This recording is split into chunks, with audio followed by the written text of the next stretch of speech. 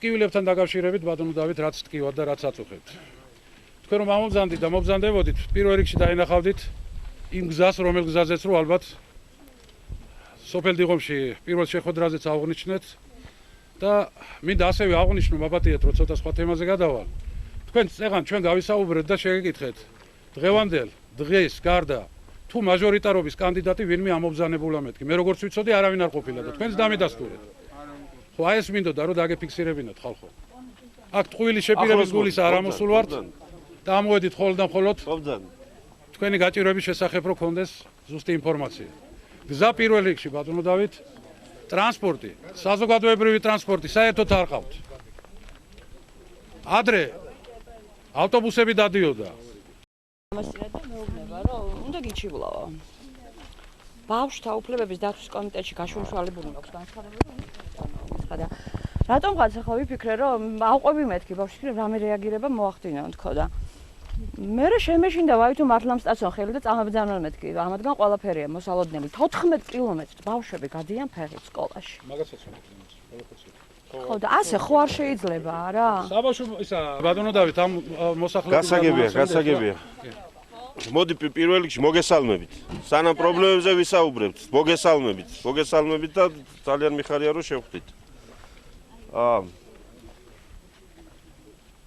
როგორც ხშირად ხდება ხოლმე თქვენ გვისმენთ პოლიტიკოსებს ვინც ტელევიზორში ვართ ყოველ საღამო აღარ ვიღაცად ვართ მაგრამ მაინც ზოგიერთ არხებზე ხო ვართ მაგრამ თქვენ ვერ გისმენთ ხოლმე და ამიტომ ახლა აქ იმიტომ ამოვედი რომ მე ცოტა უნდა ვილაპარაკო და თქვენი უნდა მოვისმინო იმიტომ რომ ჩვენ რა გვინდა ქართულ ოცნებას რა უნდა ვიძინა ივანიშვილს რა უნდა მე რა მინდა რისი გაკეთება გვინდა მე მგონი ეს იცით გვინდა რომ მოგვარდეს ამ ქვეყანაში ერთხელ და სამუდამოდ ძირითადი პრობლემები სამართლიანობა გვინდა და უსამართლობის შედეგია ესეც აი ეს გზა რო ასეთი ეს არის უსამართლობის შედეგი და რატო იმიტომ რომ ქვეყანას თუ აქ 200 ლარი სულ ის 200 ლარი უნდა განაწილდეს სამართლიანად 200 მილიონი თუ აქ ისიც სამართლიანად უნდა განაწილდეს და თუ 200 მილიარდი აქ ისიც სამართლიანად უნდა განაწილდეს პრეზიდენტის ერთი სასახლის მშენებლობა რაც დაჯდა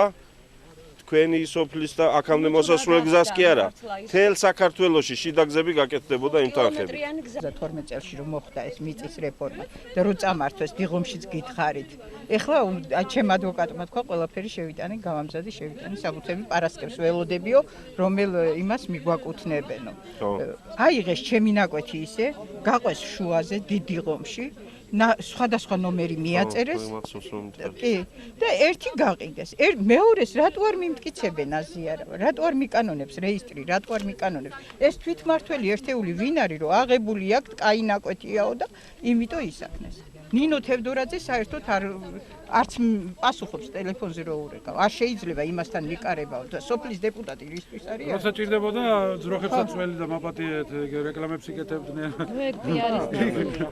როგორ შეიძლება თუ არის საკრებულო მოვიდეს და იყოს კვირაში ერთი დღე იყოს რომ აი გაჭირებული ადამიანი მივიდეს და რაღაცას თხოვოს შენ ბიჭი გავდი გმირი სოხუმში მამიკლეს 25 წლის ბიჭი მამსას ის რა ქვია პოლოსია თუ რაღაცა ხო ოპერაცია უნდა გავიგეთ უბრალოდ თიახარიძე ის ნაცარი ხო და მივიტან ის ვადა გასული ვადა კი არა ისე გაუხმდა მე უთხარი არ მიხმარი არაფერი გაძ აი თუ მივედის მერიაში იქ მე გაუხმებულიო ყოს მე უთხარი რო არ მიხმარ რა თმიდე გადაუხე და გადაუყარი რა უნდა მიქ ნაღდი ფული დამიდა 1200 ლარი გას აი უნდა მოვინდომოთ და გავიაროთ 7 კილომეტრი იქნება თუ 10 და უნდა გავაკეთოთ არჩევანი სწორი.